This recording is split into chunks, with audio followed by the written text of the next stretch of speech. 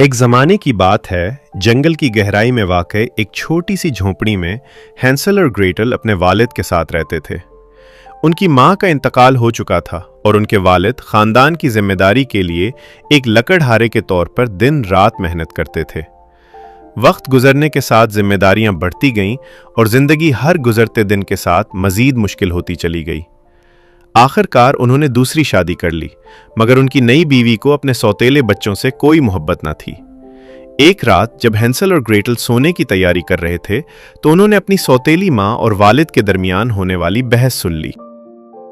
हर रोटी सुबह से पहले खत्म हो जाती है। अगर बच्चे यहाँ रहे तो हम सब भूखे मर जाएंगे। ये मेरे बच्चे हैं, मैं उन्हें छोड़ नहीं सकता। मैं अपने आप के साथ कैसे जी सकूंगा? अगर हमने कुछ न किया तो हम में से कोई भी नहीं बचेगा। कल उन्हें जंगल की गहराई में ले जाओ। उनके वालिद ने मुखालफत की, मगर उनकी सौतेली माँ अपना फैसला पहले ही कर चुकी थी। ये इरादा सुनकर ग्रेटल रोने लगी। फिक्र मत करो ग्रेटल, किसी न किसी तरह हम वापस घर का रास्ता ढूंढ ही लेंगे। उस रात देर गए। हैंसल खामोशी से बाहर निकला और अपनी जेबों में जितने पत्थर भर सकता था भर लिए। सुबह के वक्त सब लोग जंगल की तरफ रवाना हुए और उनके वालिद ने बच्चों को बताया कि यह सिर्फ एक खानदानी सैर है। जैसे जैसे वो दरख्तों के दरमियान मजीद अंदर जाते गए, हैंसल खामोशी से वो पत्थर गिराता गया जो उसने पिछली रात जमा किए थे, ताकि वापसी का रास्ता बन जाए। बाद दोपहर उनके वालिद और सौतेली माँ ने उन्हें कुछ खाना दिया और कहा कि वो जल्द वापस आ जाएंगे।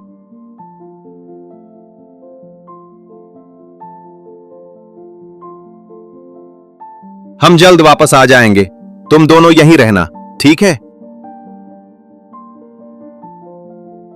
उनके माँ बाप जंगल में चले गए और कभी वापस ना आए। रात होते ही जंगल में डरावनी आवाजें आने लगीं और खौफ से कांपते हुए हैंसल और ग्रेटल एक दूसरे के साथ जुड़कर बैठ गए। जब चांद निकला तो पत्थर चमकने लगे और उन्हें घर वापस जाने का रास्ता दिखाने लगे। शर्मिंदगी से भरे हुए वालिद अपने बच्चों को दोबारा देखकर बहुत खुश हुए, लेकिन सौतेली माँ ने सिर्फ झूठी मुस्कुराहट दिखाई। इसी रात उसने चुपके से दरवाजा बंद कर दिया ताकि हैंसल दोबारा पत्थर न जमा कर सके।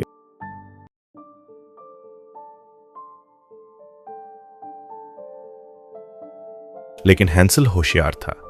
जंगल की तरफ जाते हुए उसने खामोशी से अपनी जेब से रोटी के टुकड़े गिराता रहा, उस उम्मीद के साथ कि वो उन्हें वापस घर का रास्ता दिखाएंगे।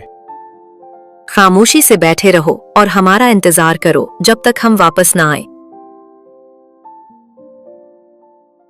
चलो अब चले।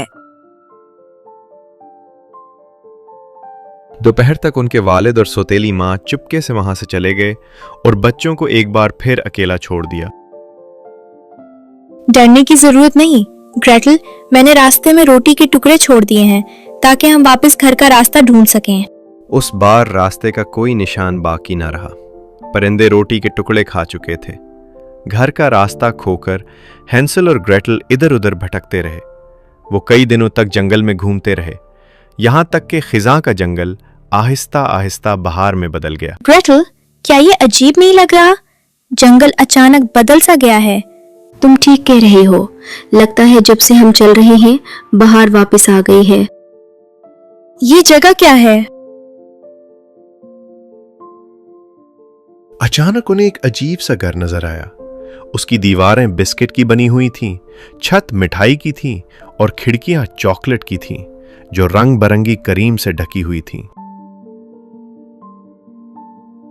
ये बहुत खुशबूदार लग रहे हैं। क्या ये वाकई असली है? चलो कुछ केक आजमा कर देखते हैं। अपनी थकन भूलकर हैंसल और ग्रेटल उसकी तरफ दौड़ पड़े और घर के इर्द गिर्द लगी मिठाइयां खाने लगे। अब कौन है जो मेरे घर को कतर रहा है? तुम कौन हो जो मेरे मीठे से छोटे घर को कतर रहे हो? गहरे दुख के साथ उन्होंने उसे बताया कि किस तरह उनकी सौतेली माँ ने उनके वालिद को जंगल में उन्हें अकेला छोड़ने पर राजी कर लिया था। अकेले छोड़ दिए गए हो? ये तो बहुत अफसोस की बात है। आओ बच्चों, अंदर आ जाओ। तुम्हारे लिए बहुत सा केक और दूध तैयार है। घर के अंदर का मंजर बाहर से बिल्कुल मुख्तलिफ था। अंदर अंधेरा, गंदा और डरावना माहौल था, मगर थके और भूखे होने की वजह से बच्चों ने उस पर ज्यादा ध्यान नहीं दिया। मेरा घर भूखे बच्चों को पसंद करता है। खूब खाओ और फिर आराम करो। आपकी मेहरबानी का शुक्रिया। मुझे खुशी है कि हमें ये जगह मिल गई। मुझे भी। अब मुझे आखिरकार खुद को महफूज महसूस हो रहा है। उस रात उन्होंने आराम से नींद ली और सुबह जल्दी खुशो खुर्रम उठे। अरे आओ देखते हैं इस कमरे में क्या है। चलो चलते हैं। उन्होंने दरवाजा खोला तो जो मंजर देखा उस पर वो हैरान रह गए। एक कमरा सोने और खजानों से भरा हुआ था। तजस्सुस के आलम में वो थोड़ी देर के लिए अंदर गए, फिर बूढ़ी औरत को ढूंढने के लिए बाहर निकल आए। जब वो उसे ना ढूंढ सके और घर की हालत उन्हें बेचैन करने लगी तो उन्होंने वहां ना ठहरने का फैसला किया। ये जगह ठीक नहीं लग रही। मुझे लगता है हमें अब यहाँ से चले जाना चाहिए। जैसे ही वो वहां से निकलने की कोशिश करने लगे, हरा धुआं उन्हें घेरने लगा और अचानक एक चुड़ैल जाहिर हो गई। वो मेहरबान बूढ़ी औरत गायब हो चुकी थी। दरअसल वो शुरू से ही एक चुड़ैल थी और बच्चे उसके जाल में फंस चुके थे। तुम्हारा भाई बहुत दुबला है, उसके लिए खाना पकाओ और उसे मोटा करो। जब वो ठीक हालत में हो जाएगा तो वो मेरे लिए बहुत लजीज खाना होगा। कुछ भी खाने की हिम्मत मत करना, सारा खाना उसी के लिए है। अब जाकर खाना पकाओ।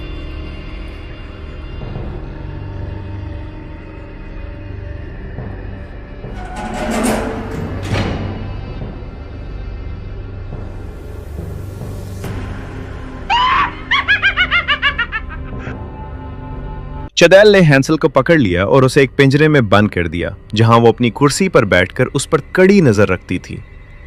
दिन गुजरते गए और वो उसके मोटा होने का इंतजार करती रही, मगर हैंसल होशियार था।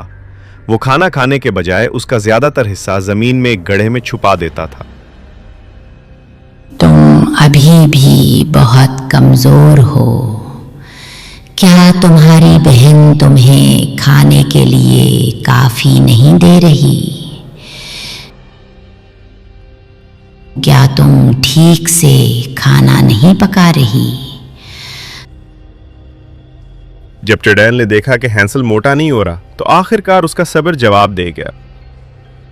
मोटा हो या कमजोर, मुझे अब कोई फर्क नहीं पड़ता।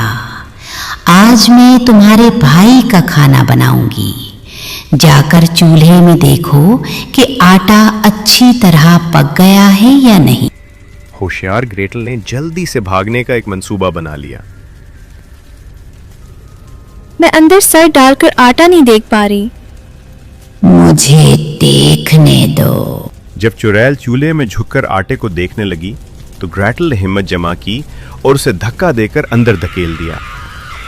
अगरचे चुड़ैल बाहर निकलने की तड़पती रही, मगर ग्रेटल मजबूती से डटी रही, यहां तक कि आग ने उसकी बुराई का खात्मा कर दिया।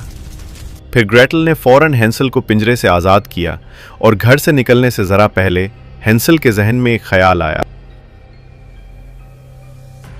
चलो कुछ खजाना उठा ले और जल्दी से इस घर से निकल जाएं। उन्होंने जितना खजाना जमा कर सकते थे जमा किया और फौरन घर से बाहर भाग निकले। उसी वक्त पीछे आग भड़कने लगी और पूरा जंगल रोशन हो गया, जबकि वो महफूज जगह की तरफ निकल गए।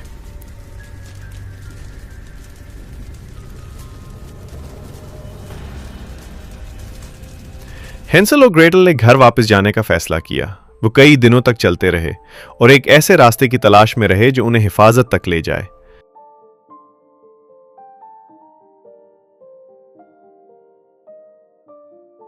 जब वो थक गए और उम्मीद खोने लगे तो अचानक ग्रेटल ने रास्ते के आखिर में अपना घर देख लिया। खुशी से भरकर वो फौरन अंदर की तरफ दौड़ पड़े। देखो, वो हमारा घर है। हाँ, वो ही है।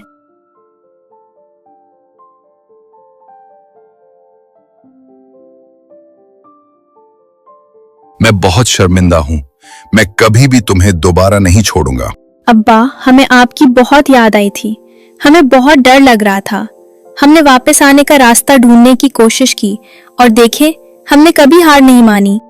उनके वालिद ने उन्हें बताया कि उनकी सौतेली माँ घर छोड़कर चली गई थी और वो कई दिनों तक उन्हें ढूंढते रहे थे। हैंसल और ग्रेटल ने फिर उन्हें मिठाइयों से बने उस घर के बारे में सब कुछ बता दिया। मिठाइयों के उस घर में सोना और जेवरात थे, मगर हमने सिर्फ इतना ही लिया जो हमें जिंदा रहने में मदद दे सके।